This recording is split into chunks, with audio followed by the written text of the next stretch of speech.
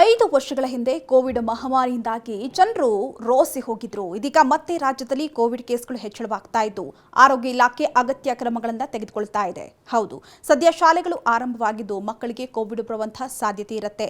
ಹೀಗಾಗಿ ಮಕ್ಕಳ ಆರೋಗ್ಯ ದೃಷ್ಟಿಯಿಂದ ಶಾಲಾ ಶಿಕ್ಷಕರು, ಪೋಷಕರು ಹಾಗೂ ವಿದ್ಯಾರ್ಥಿಗಳಿಗೆ ಮಹತ್ವದ ಸಂದೇಶವನ್ನು ನೀಡಲಾಗಿದೆ.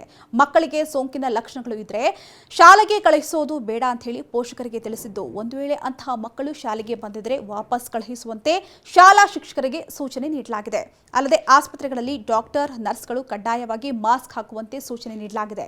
ಸದ್ಯಕ್ಕೆ ಆತಂಕ ಪಡುವಂತಹ ಅಗತ್ಯತೆ ಇಲ್ಲ. ಆದರೆ ಮುಂದೆ ಸಂಭವಿಸಬಹುದಾದಂತಹ ಪರಿಸ್ಥಿತಿಯನ್ನ ಅವಲೋಕಿಸಿ ಅಗತ್ಯವಾದಂತಹ ಎಲ್ಲಾ ಕ್ರಮಗಳನ್ನು ತೆಗೆದುಕೊಳ್ತಾ ಇದ್ದು ವೆಂಟಿಲೇಟರ್, ಆಕ್ಸಿಜನ್, ಔಷಧ ಸೇರಿದಂತೆ ಇತ್ಯಾದಿ ಅಗತ್ಯಗಳನ್ನು ಸಿದ್ಧಪಡಿಸಿ ಇಟ್ಟುಕೊಳ್ಳುವಂತೆ ಆರೋಗ್ಯ ಇಲಾಖೆಗೆ ಸರ್ಕಾರ ಸೂಚನೆಯನ್ನ ನೀಡಿದೆ.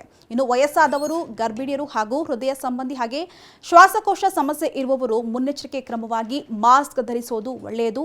ಈ ಬಗ್ಗೆ ಅರಿವು ಮೂಡಿಸಬೇಕು. ಹಾಗೆ ಪ್ರತಿ ವಾರ ಅಥವಾ ಅಗತ್ಯ ಬಿದ್ದರೆ 3 ದಿನಕ್ಕೊಮ್ಮೆ ಪರಿಸ್ಥಿತಿಯನ್ನ ಪರಿಶೀಲನೆ ನಡೆಸುತ್ತಾ ತೀವ್ರ ನಿಗಾವನ್ನ ಇಡಬೇಕು. ಇನ್ನು ಗರ್ಭಿಣಿಯರಲ್ಲಿ ಆರೋಗ್ಯ ಸಮಸ್ಯೆ ಕಂಡು ಬಂದರೆ ಅವರನ್ನ ಒಂದು ಆಸ್ಪತ್ರೆಯಿಂದ ಮತ್ತೊಂದು ಆಸ್ಪತ್ರೆಗೆ ವರ್ಗಾಯಿಸೋದನ್ನ ನಿಲ್ಲಿಸಿ ಎಲ್ಲಾ ಆಸ್ಪತ್ರೆಗಳಲ್ಲೂ ಕೂಡ ಅಗತ್ಯ ವ್ಯವಸ್ಥೆನ ಮಾಡಿಕೊಂಡಿರಬೇಕು ಅಂತ ಹೇಳಿ ಸೂಚನೆ ನೀಡಲಾಗಿದೆ.